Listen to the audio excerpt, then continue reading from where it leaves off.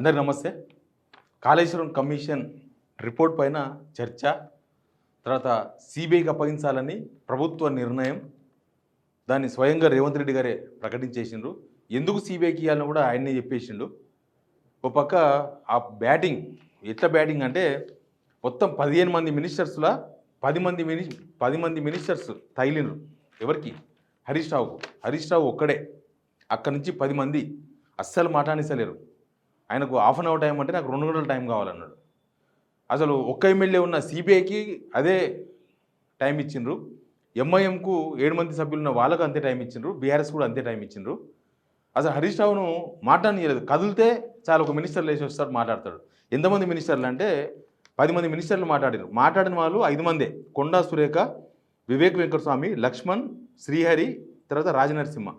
ఈ 5 మంది మాట్లాడలేదు. ఇంకా మిగతా 10 మంది మాట్లాడించారు. మధ్యలో వేములవాడ ఎమ్మెల్యే ఆది శ్రీనివాస్ మాట్లాడతాడు, ఇంకెవరో ఎమ్మెల్యేలు కామెంట్ చేస్తారు. ఇదంతా పెద్ద రచ్చరచ్చ అయిపోయింది. బట్ సిబిఐకి అప్పగించడం వెనక ఏంటి అసలు? రేవంత్ రెడ్డి అంత పెద్ద నిర్ణయం ఎందుకు తీసుకున్నాడు? దీనిలో 2-3 యాంగిల్స్ ఉన్నాయి. బట్ ఇది రేవంత్ రెడ్డి నిర్ణయమా, లేకపోతే ఆయన వెనుక ఉన్న వేరే వాళ్ళ నిర్ణయమా? అసెంబ్లీలో బీజేపీ ఒక్కటే సిబిఐకి వెళ్ళాలని అడిగింది విచారణకు. ఇంకా మిగతా ఎవరు అడగలేదు. మరి రేవంత్ రెడ్డి ఎందుకు బీజేపీ డిమాండ్ చేసిన సిబిఐకి అప్పగించాడు? అసలు ఏం జరుగుతుంది, ఏం జరగబోతుంది? ఇట్లాంటి అన్ని అంశాల మీద మాట్లాడదాం. మేము చెప్పే వీడియోలు, మేము చెప్పే వార్తలు 100% జనాల కోసమే. అందులో 90% అక్యూరేట్ ఇన్ఫర్మేషన్. జనాలకి ఏదో ఒక చెప్పాలి, ఇన్ఫర్మేషన్ ఇవ్వాలనే ఉద్దేశంతోనే వీడియోలు చేస్తాం. సిగ్నల్ టీవీని సబ్స్క్రైబ్ చేసుకోండి. మేము QR కోడ్ పెట్టి డబ్బులు అడుగుతలే, జస్ట్ సబ్స్క్రైబ్ చేయమని అడుగుతున్నాం. మీరు ఒక సబ్స్క్రైబ్ మాకు ₹1,00,000 సమానం. కాబట్టి మీరు సబ్స్క్రైబ్ చేసుకోవడం మాత్రం మర్చిపోవద్దు. తెలంగాణ ప్రజలకు ఈ విషయం మొత్తం తెలవాల్సిన అవసరం ఉంది. వీడియో షేర్ కూడా చేయండి. ఇంకా సబ్జెక్ట్లోకి పోదాం. అసెంబ్లీలో ఆయన కేరళ పోయి వచ్చిన దాకా వెయిట్ చేసిర్రు. స్పీకర్తో సహా ఎమ్మెల్యేలంతా పడిగాపులు కాసినారు. ఎప్పుడు స్టార్ట్ అవుతుంది, ఎప్పుడు కాళేశ్వరం మీద చర్చ అని. లాస్ట్కు 5 o'clock స్టార్ట్ అయింది. ఉత్తమ్ కుమార్ రెడ్డి 40-45 minutes టైం తీసుకున్నాడు. తర్వాత హరీష్ రావు స్టార్ట్ చేసిండ్రు. హరీష్ రావు మాట్లాడుతుంటే ఇంకా మొత్తం అడ్డం తగలడమే. ఇక్కడ హరీష్ రావు వర్సెస్ కాంగ్రెస్. హరీష్ రావు ఒక్కడైపోయినరు. ఇక్కడనేమో జూపల్లి కృష్ణారావు మాట్లాడతాడు, ఉత్తమ్ కుమార్ రెడ్డి మాట్లాడతాడు, కోమటిరెడ్డి, బట్టి, సీఎం, శ్రీధర్ బాబు, సీతక్క, పొన్నం, తుమ్మల, పొంగులేటి, వీళ్ళందరూ ఆల్రెడీ డిసైడెడ్. దీనిలో కేసీఆర్ తిన్నాడు, హరీష్ రావు తిన్నాడు. 1,00,000 కోట్లు పోయినాయి, 1,00,000 కోట్లు పోయినాయి, 1,00,000 కోట్లు పోయినాయి, గంగలో కలిసిపోయినాయి అంటాడు రేవంత్ రెడ్డి. అర్ధరాత్రి మిడ్ నైట్ కూడా ఈ మాట మాట్లాడేసిండు.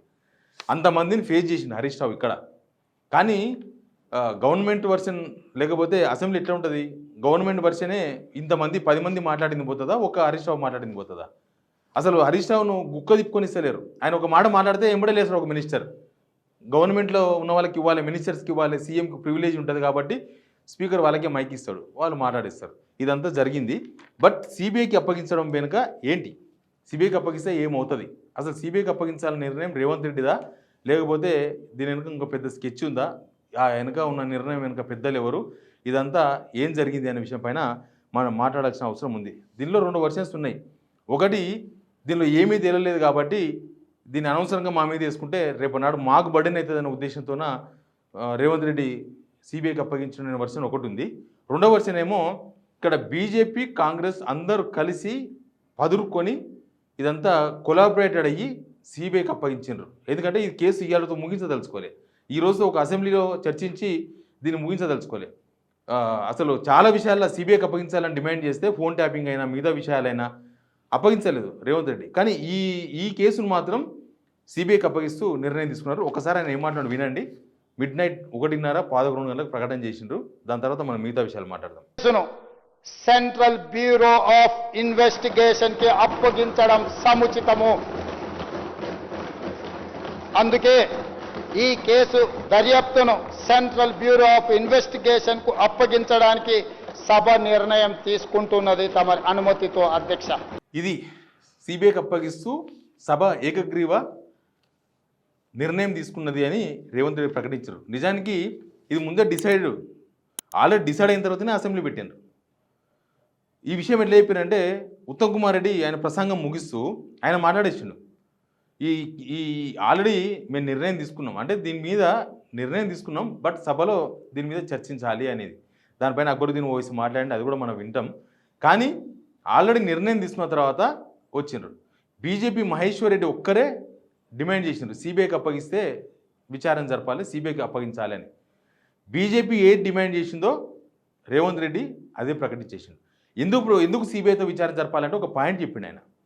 దీనిలో చాలా సెంట్రల్ గవర్నమెంట్కి సంబంధించిన డిపార్ట్మెంట్స్ ఉన్నాయి కాబట్టి, సిడబ్ల్యూసీ లాంటివి కావచ్చు, లేకపోతే వ్యాప్కోస్ సంస్థ కావచ్చు, సర్వే చేసిన వ్యాప్కోస్ కావచ్చు, పర్మిషన్స్ ఇచ్చిన 12 రకాల కేంద్ర ప్రభుత్వ సంస్థలు ఉన్నాయి కాబట్టి మేము దానికి అప్పగిస్తున్నామన్నారు. ఒకవేళ ఇది నిజంగానే సెంట్రల్ గవర్నమెంట్ పర్మిషన్ లేకుండా ఎవరు ఏ స్టేట్ ఎక్కడ ప్రాజెక్టులు కట్టలేరు.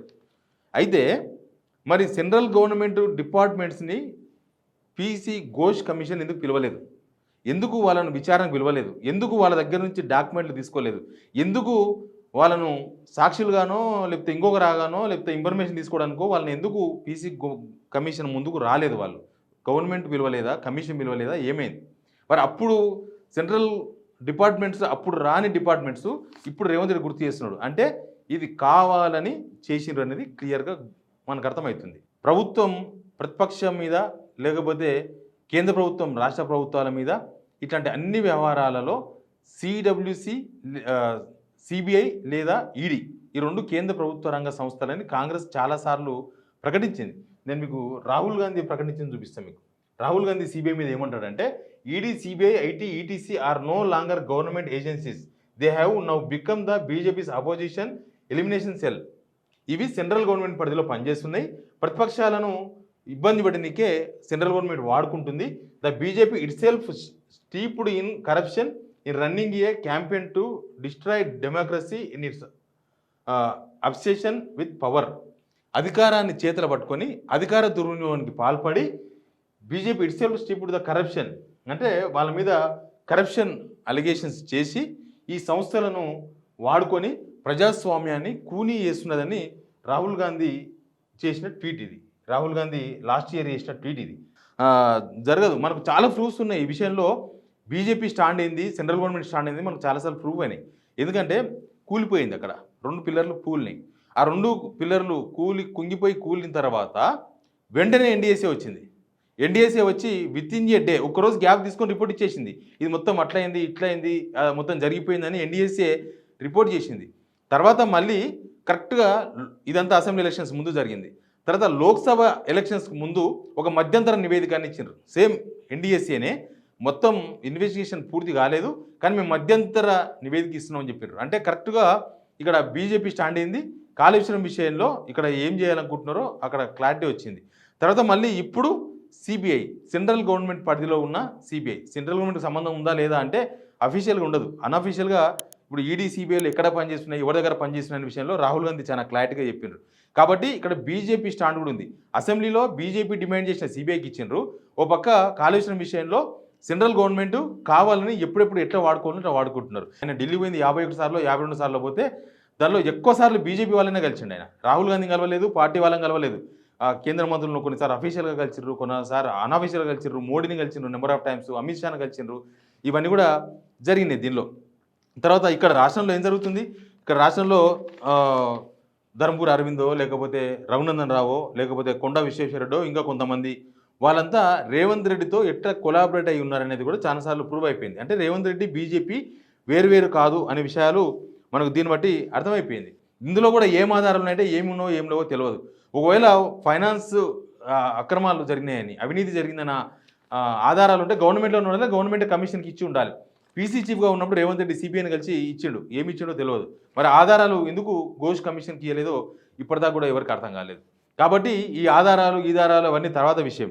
కానీ వీళ్ళను లోపల వేయాలి అనుకుంటే ఎలక్షన్స్ టైంలో వీళ్ళని లోపల వేస్తే ఇప్పుడు ఆమ్ ఆద్మీ పార్టీకి సంబంధించిన వాళ్ళు 11 మంది జైలుకు పోయినారు ఇదే కేసులో, లిక్కర్ కేసులో. దానిలో ఏముందో ఏం లేదో ఎవరిని తెలియదు. సీఎం పోయిండు, తర్వాత డిప్యూటీ సీఎం పోయిండు, మినిస్టర్స్ పోయినరు, కొంతమంది పోయినరు. మొత్తం 11 మందిని ఆమ్ ఆద్మీ పార్టీలను తీసుకుపోయి లోపలేసినారు. సెంట్రల్ గవర్నమెంట్ తెలుసుకుంటే గాలి జనార్దన్ రెడ్డి లేడా? గాలి జనార్దన్ రెడ్డి బీజేపీతో డిఫరెంట్ సపరేట్ పార్టీ పెడితే ఆయన కేసు ప్రూవ్ అయిపోయి ప్రస్తుతం జైల్లో ఉన్నాడు. అట్లాంటి సిచ్యువేషన్ కూడా మనం చూస్తున్నాం. కాబట్టి ఇక్కడ బీజేపీ, కాంగ్రెస్, బీజేపీ, రేవంత్ రెడ్డి వీళ్ళందరూ కలిసి బహుశా ఈ నిర్ణయం తీసుకున్నట్టుగా చాలా క్లియర్గా కనబడుతుంది. ఇది ఎలక్షన్స్ టైంకి, నెక్స్ట్ ఎలక్షన్స్ టైంకి దీన్ని సీరియస్గా చేస్తారు. సీరియస్గా చేసి ప్రూఫ్స్ ఉన్నాయా లేదా తర్వాత విషయం. ఒకవేళ ప్రూఫ్స్ ఉంటే అసలు సిబిఐ కూడా అవసరం లేదు, ఇక్కడనే పోలీస్ స్టేషన్లో ఎఫ్ఐఆర్ చేయించవచ్చు. రేవంత్ రెడ్డి దగ్గర ప్రూఫ్స్ ఉంటే, గవర్నమెంట్లో ప్రూఫ్స్ ఉంటే, ఏ విషయంలో, అలిగేషన్ విషయంలో ఇక్కడనే ఎఫ్ఐఆర్ చేయొచ్చు, ఇక్కడనే చేయొచ్చు. కానీ అది కాదు, సిబిఐకి ఇస్తే మెల్లగా ప్రొలాంగ్ చేయొచ్చు, మెల్లగా మాట్లాడచ్చు, మెల్లగా నడుస్తుంది. దీని వెనుక చాలా చాలా వ్యవహారాలు ఉన్నట్టుగా చాలా క్లియర్గా అర్థమవుతుంది. అసలు ఇక్కడ ఇంకొక ప్రూఫ్, వీళ్ళు బీజేపీతో కొలాబరేట్ అయ్యి నిర్ణయం తీసుకుని చెప్పడానికి NDSA national dam safety authority వాళ్ళు ఇచ్చిన రిపోర్టును మంత్రులంతా పొగుడుతున్నారు. మంత్రులంతా కూడా అసలు ఎన్డీఎస్ఏ ఇచ్చింది అదేదో భగవద్గీత లాగా. మరి అదే ఎన్డీఎస్ఏ కాళేశ్వరం విషయంలో, పోలవరం విషయంలోనో లేకపోతే శ్రీశైలం డ్యామ్ విషయంలో ఎందుకు చేయలేదు అనే విషయం కూడా, ఎందుకు విచారణ చేయలేదని కూడా ఒక పెద్ద క్వశ్చన్. ఈ మధ్య చీఫ్ సెక్రటరీకి 7 నెలలు ఆయన ఎక్స్టెన్షన్ చేసిండ్రు. అంటే బీజేపీకి ఇక్కడున్న రాష్ట్ర ప్రభుత్వానికి మధ్య సంబంధాలను ఎస్టాబ్లిష్ చేయడానికి దీని విషయాలు చెప్తున్నా. ఒకవేళ ఒక గ్రౌండ్ ప్రిపేర్ చేస్తున్నారనమాట. వీళ్ళ మీద కేసులు పెట్టడానికే, వీళ్ళని టార్గెట్ చేయడానికే, ఎలక్షన్ రాజకీయంగా బీఆర్ఎస్ను ఎలిమినేట్ చేయడానికే వీళ్ళు చేసిన ప్రయత్నం. ఒకవేళ సిబిఐకి ఏం ఆధారం దొరకలేదు. సిబిఐ కూడా ఆధారాలు ఎక్కడి నుంచి వస్తాయి? స్టేట్ గవర్నమెంటే ఇవ్వాలి. వాళ్ళ ఆధారాలు ఉంటే ఘోష్ కమిషన్కి ఇచ్చేవాళ్ళు. సిబిఐ ఒకవేళ లాస్ట్ మినిట్లో చేయలేకపోయింది అనుకోండి సీరియస్గా, ఒక బీజేపీ బీఆర్ఎస్ ఒకటే విలీనం అయిపోతుందని చెప్పేసి అట్లా కూడా బీఆర్ఎస్ని కార్నర్ చేయొచ్చు. ఇక్కడ రేవంత్ రెడ్డి ఎందుకు సిబిఐకి అప్పగించిండు అంటే తదుపరి దీన్ని ఎన్ని రకాలుగా వాడుకోవచ్చు. BJP target, Congress target, BRS eliminate చేయడమే. అందులో భాగంగా కాళేశ్వరాన్ని వాడుకున్నట్టుగా చాలా క్లియర్గా అయితే మనకు కనబడుతుంది. ఇది ఒక పెద్ద ఆరోపణనో లేకపోతే అనుమానమో తెలియదు. కానీ ఆదిత్యనాథ్ దాస్ అని చెప్పి ఉత్తమ్ కుమార్ దగ్గర సలహాదారుగా ఉన్నాడు ఇరిగేషన్ డిపార్ట్మెంట్కు. ఆయన చంద్రబాబు కాజ్ మనిషి. ఆయన 9 సార్లు కలకత్తా పోయిండట ఈ పీరియడ్లో. 9 సార్లు కలకత్తా ఎందుకు పోయిందంటే ఈ పీసీ ఘోష్ కలకత్తానే, ఈయన 6 రోజులు ఉంటే 10 రోజులు అక్కడ పోతుండే. 9 సార్లు పోయి కలిసి వచ్చిండు పీసీ ఘోష్ను అని చెప్పి ఒక పెద్ద వ్యవహారం వచ్చింది. అది ప్రభుత్వమే క్లారిటీ ఇవ్వాలి, లేకపోతే ఆయన సెల్ ఫోన్ సిగ్నల్ చెక్ చేసుకోవాలి, లేకపోతే ఆయన ఫోన్ కాల్ అన్నీ చెక్ చేయాలి. ఎందుకు ఆయన 9 సార్లు పోయి పీసీ ఘోష్ కలకత్తా పోయి కలిసి వచ్చిండు, ఆయనే హైదరాబాద్కి వస్తుంటే అనేది కూడా ఒక పెద్ద అనుమానం ఉంది. అది కూడా మనం చెప్తున్న దీనిలో భాగమేనా? ఇక నెక్స్ట్ ఏం జరుగుతుంది, నెక్స్ట్ తెలంగాణ ఎట్లా రెస్పాండ్ అవుతుంది, ఇందులో మీకు ఒక విషయం చూపించాలి. ఈ లెంత్ అనేది it is hardly not even 30-40 kilometres. ఏ ఒక్క ఉపనది వచ్చి కూడా ఇది కలవడం లేదు. ఎక్కడికెళ్ళి నీళ్లు వస్తాయి పైకెళ్ళి? అసలు పాయింట్ సమాజం చెప్పంటున్నా, తమ్మిడిహట్టి నుంచి మేడిగడ్డ అంతా 20-30 కిలోమీటర్లే ఉంటదన్నారు. పాపం వారికి ఐడియా ఉండకపోవచ్చు. తమ్మిడిహట్టి అన్ని చెప్తాను, రండి నాకు టైం ఇప్పి అంతే, I will answer everything. Tummidihatti నుంచి మేడిగడ్డకు 116 కిలోమీటర్లు. It is not 30 kilometres. Number 1. Number 2, నీళ్లు ఎట్లొస్తాయి? మహారాష్ట్ర టెరిటరీ నుంచి ఉన్న క్యాచ్మెంట్, తర్వాత తెలంగాణ నుంచి ఉన్న క్యాచ్మెంట్ చదివి వినిపిస్తా, రాసుకోండి. హరీష్ రావు కౌంటర్ ఇచ్చిండు. అంటే జూపల్లి కృష్ణారావు అనే మినిస్టరే కాదు, ప్రభుత్వంలో ఉన్న ఏ మినిస్టర్ కూడా దీని మీద అవగాహన లేదు. మేడిగడ్డ అక్కడ ఎందుకు కట్టిరంటే గోదావరి ప్లస్ ప్రాణహిత రెండు కలిసే ప్లేస్ కాబట్టి కట్టినారు. అయితే ప్రాణహిత నీళ్ళు ఉంటాయి, లేకపోతే గోదావరి నుంచి మహారాష్ట్రలో పడ్డ అప్పర్ గోదావరి నుంచి వచ్చే నీళ్ళు ఉంటాయి. కానీ మంత్రులకు ఆయనతో కూడా అవగాహన లేదు. ఈయన ఒక క్వశ్చన్ అడిగింది, सारे चीजा बोल रहा है, इन्हें चोर, इन्हें गलती करा, इन्हें कुछ करा. भाई ये कमीशन ये नहीं बोल रहा कि क्या सजा देना है, सीधा ये बुक में बोल रहा है कि I leave it to the government. और गवर्नमेंट क्या बोल रही? Sir we will decide in the house. मैं इस पे भी आऊंगा सर, मैं इस पे भी आता हूं सर. सर ఏమంటుండే అక్బరుద్దీన్ ఓవైసీ అంటే అసలు ఈ కమిషన్ వేసిందే టర్మ్స్ అండ్ రిఫరెన్స్లోనే ఈ అవినీతి అనే అంశం లేదు. రెండవది, ఈ కమిషన్ రిపోర్ట్లో ఎక్కడ కూడా ఈ చర్యలు తీసుకోవాలని లేదు. కమిషన్ రిపోర్ట్ చెప్పదు, మీరు ఆల్రెడీ డిసైడ్ అయ్యి వచ్చేసిండ్రు, మమ్మల్ని కూర్చోబెట్టేసి మమ్మల్ని అడిగితే మేమేం చెప్తామే అని అక్బరుద్దీన్ క్వశ్చన్ చేస్తే రేవంత్ రెడ్డికి పట్టారన్నంత కోపం వచ్చింది. దాదాపు అరగంట సేపు ఇద్దరి మధ్య వాగ్వాదం జరిగింది. ఎనీవే, సిపిఐకి అప్పగించడం వెనుక బహుశా ఈ ప్లానే ఉండొచ్చు అనేది మనకు పక్కపక్క రాష్ట్రాల్లో జరుగుతున్న రాజకీయాలు కానీ, సెంట్రల్ గవర్నమెంట్ బీజేపీ చేస్తున్న రాజకీయాలు కానీ ఇవన్నీ చూస్తే మనకు అర్థమవుతుంది. తెలంగాణలో ఏం జరుగుతుందో చూద్దాం. Please subscribe signal TV.